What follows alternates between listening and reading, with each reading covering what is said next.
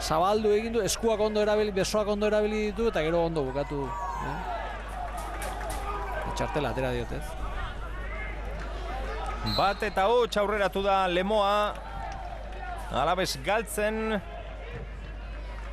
Denbora darama irabazi gabe, joan zen astean huts eta lau galdu zuen aurreko bi asteetan berdinketa besterik ez, Oskar Martinezen jaurtiketa kanpora.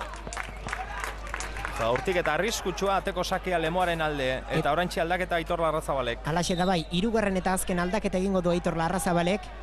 Jon Solaun kapitainak zelaia utzi, eta Iker Rizeta izango da arlo nagusiakoen azken apostua.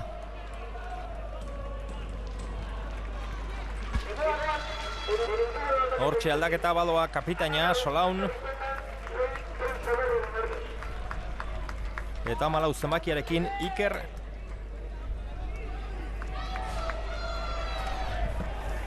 Askentzen du. Eta hortxe duzue, Alabesek ere azken aldaketa, Josete izango da berdeguneratuko dena, Casasek utziko du zelaia. Aipatu duzu, Xavier Arestian azken aldian punturik lortu gabe dabiltzala, datua beldurgarria izan daiteke. Izan ere, azken 33 puntuetatik 11 bakarra poltsikoratu dituzte, gaur galdu ezkero, 36tik 11. Hortxe, gero, sailkapenean gertatzen ari dena. Liderra zen orduan, liderra aldearekin gainera. Egia esan orain dela 5 jardunaldi Mendizorrotzan etxean 7 gol sartu zizkion Peña Esporti. Hortik aurrera 2 berdinketa, Lezaman bat, etxean Lamularen aurka bestea, huts eta lau Eibarren aurka gaur galtzen ari da. Eta 7 eta 1 irabazi aurretik ere, Oviedon galdu egin zuten, Sporting irabazi baina Mirandan galdu, etxean Palentziaren aurka galdu, Barakaldon berdindu, etxean Gimnastikaren aurka berdindu, eta aurrekoa irabazi zutena Logroñon irabazitakoa, hor ia denok ikusi genuen playoffean ziur, eta lehenengo postutik oso gertu Tomeren taldea, baina begira nola diren gauzak, gaur galtzen ari dira arlo nagusian. Eta egia esan Lemoaren aldetik Federazio Kopa galdu eta gero mintzat erantzunon ari dira ematen. Etxetik kanpo bat eta 3 irabazi, gaur Alabesi bat eta huts irabazten 13 minutu faltan. Lemoaren aldeko falta gainera. Eneko katerako du. Eta Alabes zaleak hemen gertu ditugu, etxita ikusten ditugu, Atera du Enekok bigarren zutoinean bakarrik izeta, buruz berriz ere barruan sartu du, Alabesek urrundu. Lehenko datu eta jarraituz, pixka bat etxetik kanpo jokatu zen partiduetan, 2 aldiz gelditu da golik hartu gabe, datua da, Peñasporren aurka utzi. Demonaldi guztia kontutan hartuta, ez? Bai, Alabesek Peñasporren aurka utzi eta 3 irabazi zuen, eta Lezaman utzean bukatu zuen partidua. Beste partidu guztietan Zer saltxa dagoan alkian, Aitor Larrazabal. Eta Gijuelon utzi eta 2 irabazi zuten, ez da, beste partidu guztietan gola egin diote. Eta Ripoll jaunak. Delegatua kanpora bota du. Halaxe da bai. Badakizu zergatik? Antza denez, aulkian zegoen jokalari batek petorik etzeukan, peto naranjarik etzeukan, jartzeko eskatzera joan da, zelaiko arduraduna, eta zelaia zapaldu du, eta arrazoi nagusienetako bat horixe. Eta gero hor ikusi dugu errepikatuta, nola Alabeseko jokalariak azkarratera nahi zuen. Eta besteak ez dio baloia utzi. Azkarrateratzeko presaka orain Alabes. Alboko sake atera dute. Lemoak baloia gora urrunduz, Moia eta Jon Orbegozo. Azkenean Alabeseko atzelariak buruz ditur hori eman dio. Honek azkarratera du berrez ere Jon Moiarekin jokatuz. Buru altxatu ezkerrez baloia goian ipintzen saiatuko da. Bertan geratu da baloia, Ibon Gutierrez. Alabesek berreskuratu du, Meskita, beste aldetik orain. Calderon, erdira egingo du Calderonek.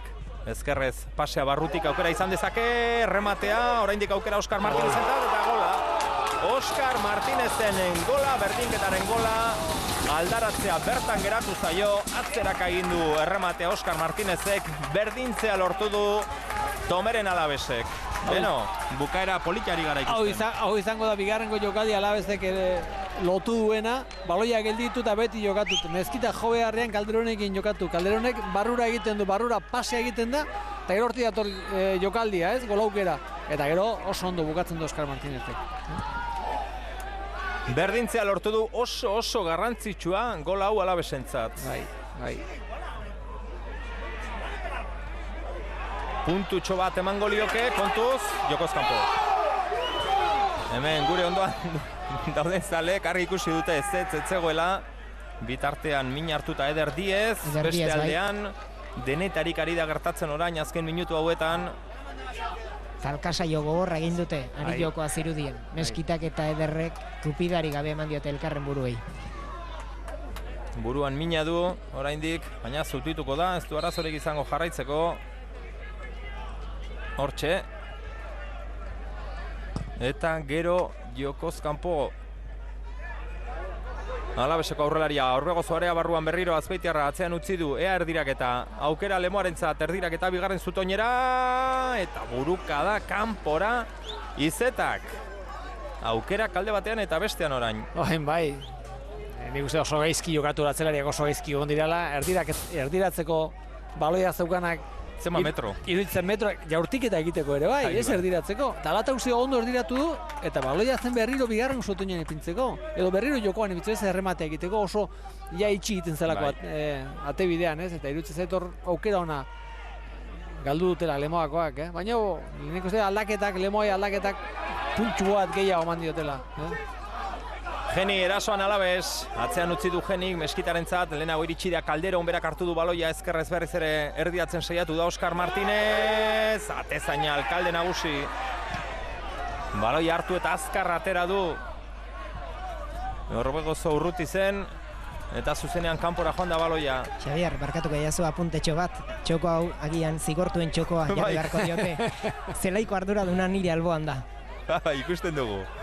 Bera ibilida laguntzen lehen kableak inda batera eta bestera oso ondo bortatu da eta bere ondoa. Etzekin zer egin bere ondo aguteko. Geniren jokaldi erdiratzea lortu du ondo gainera. Oso zaila zen Ibon Gutierrez, arean sartu da Ibon. Jaurtik eta berriro Ibon Gutierrez orain erdirak eta azkenean kanpora Markel Roblesek. Azte partida bukaera ari garen ikusten tentsioz, emozioz betetakoa eta gainera aukerak orain alde batean eta bestean. Eta betikoa, Horri ikusi ditugu, aulkiaren gainean bi zigortuak, Lemoako delegatua eta Joseba Urkiola gure lankidea. Eta orain arden nuen egon dira, ez? Hauek, holako bisitasuna eman diote egia zan.